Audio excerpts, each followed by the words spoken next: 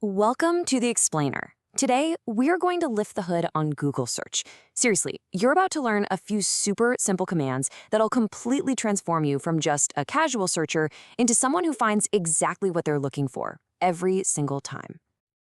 We've all been there, right? You type something into that search bar, you hit enter, and bam! You're just hit with this tidal wave of pages. The problem isn't that there's not enough information out there, it's that there's a flood of totally irrelevant stuff burying the one thing you actually need. And this is the perfect example of the core problem. You take a simple, one-word search like Java, and Google has almost no context. It's totally guessing. Are you a programmer looking for a coding language? Are you thirsty and want a cup of coffee? Or hey, maybe you're planning a vacation to an island in Indonesia. It's this ambiguity that gets us so lost in the results. So how does Google actually get past just guessing? Well, it's not magic, not at all. It's a system, and it's a system designed to understand your goal, not just the words you type. And the key concept here is something called search intent. This is all about the why behind your search. Are you trying to learn something new? Maybe you're trying to get to a specific website, or buy a product, or even just kind of explore a topic. Search engines are working around the clock to figure out what you're really trying to do. And here's how they do it. It's this constant three-step dance. First, you've got these automated bots. They're called crawlers.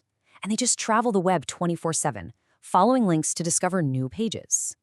Then, step two, they analyze and organize all that stuff they find into this gigantic digital library called an index. And finally, when you type in your search, these super powerful algorithms rank everything in that index to give you what they think are the most relevant results. So crawl, index, rank. It's a cycle that's happening billions of times every single day. Okay, so to really understand what a page is about, the search engine literally reads its code, the HTML. It's looking for these crucial signposts, things like the page's title, its web address or URL, and that little summary called a meta description. These things help it quickly figure out the gist of the page. And those elements, that's what makes up the little search results snippets you see every time you Google something. All right, so now that we kind of get how it thinks, let's learn to speak its language.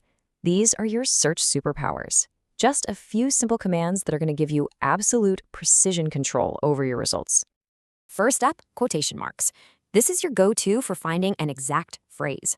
When you wrap your search terms in quotes, you're basically telling Google, hey, don't just find pages with these words scattered all over the place. Find me pages where these words appear together in this exact order. It's an absolute command. It's perfect for things like song lyrics, famous quotes, or really specific titles. Next up is the minus sign. Think of this as your personal filter. You just put a minus sign directly in front of a word and make sure there's no space, and you're telling the search engine to get rid of any result that has that word. So, say you're looking for the best laptops, but you are not interested in Apple products. You just type best laptops minus Apple, and just like that, they're gone. It's that simple.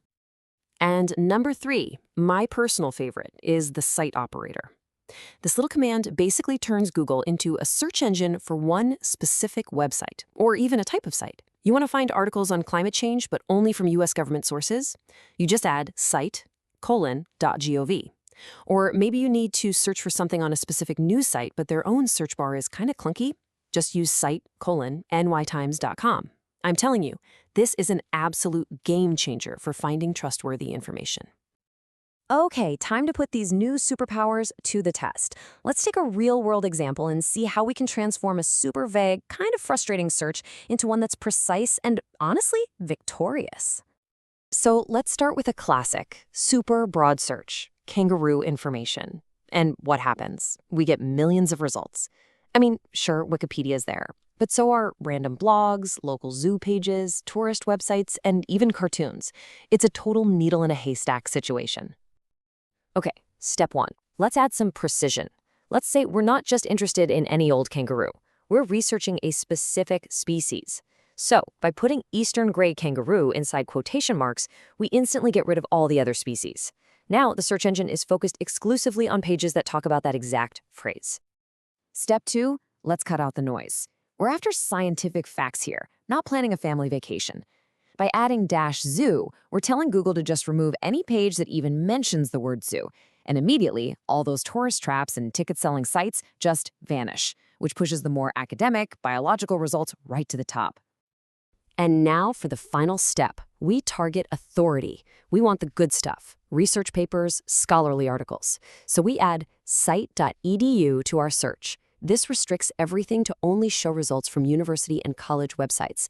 And boom, there it is. We just went from millions of random pages down to a handful of super relevant, trustworthy sources. Now that is a victory.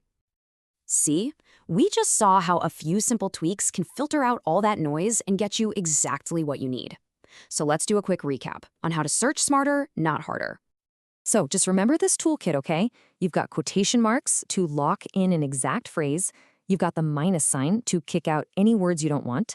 And you've got the cite operator to target specific websites or domains.